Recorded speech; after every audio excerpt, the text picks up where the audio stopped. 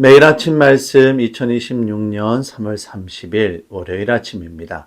마태복음 26장 31절에서 46절 작은 기도로 큰 시험을 이긴다 라는 제목으로 함께 말씀의 은혜 나누도록 하겠습니다.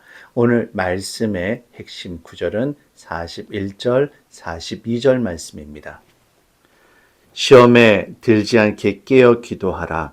마음에는 원이로되 육신이 약하도다 하시고 다시 두 번째 나아가 기도하여 이르시되 내 아버지여 만일 내가 마시지 않고는 이 잔이 내게서 지나갈 수 없거든 아버지의 원대로 되기를 원하나이다 하시고 아멘. 십자가 사명을 앞에 두고 예수님께서는 제자들과 함께 겟세마네 동산을 찾으셨습니다. 예수님께서는 제자들에게 시험에 들지 않도록 깨어있어 기도할 것을 부탁하십니다. 하지만 육체적인 연약함과 피곤함으로 제자들은 주님과 함께 깨어있어 기도하지 못했고 결국 잠이 들고 맙니다. 깨어 기도하지 못한 제자들은 예수님께서 군사들의 손에 의해 붙잡히실 때 모두 예수님을 버리고 도망치게 됩니다. 심지어 예수님을 결코 부인하지 않겠다라고 다짐했던 베드로는 작은 여종 앞에서 예수님을 3번이나 모른다고 부인하고 맙니다. 하지만 예수님은 결코 그렇지 않았습니다. 십자가의 고난의 잔이 예수님으로부터 지나가기보다는 아버지 하나님의 뜻이 이루어지기를 위해 기도하셨고 그 기도의 능력으로 십자가 사명을 끝까지 감당할 수 있게 됩니다.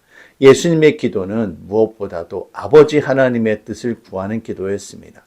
예수님의 기도는 결코 쉽지 않았습니다. 예수님께서는 3번이나 반복하며 기도하셨습니다.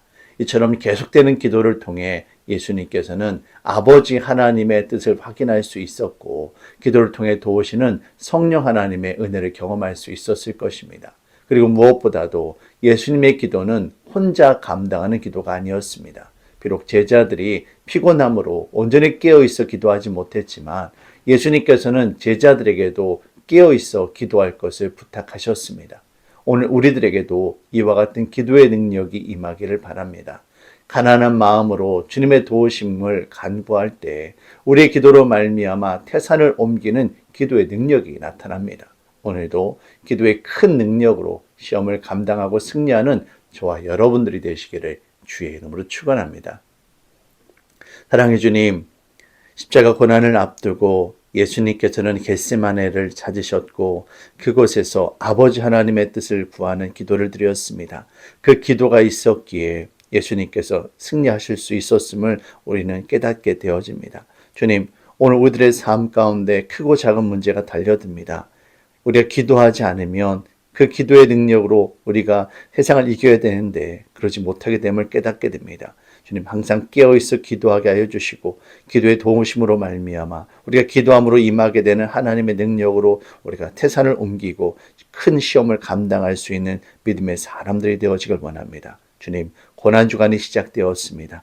이 고난주간 동안에 아버지 하나님의 크신 은혜를 더욱더 경험하게 하여 주시고 우리 믿음이 더욱더 굳건하게 세워져가는 은혜의 시간이 될 수 있도록 주님 인도하여 주시옵소서. 모든 것 감사드리며 예수님의 이름으로 기도합니다. 아멘.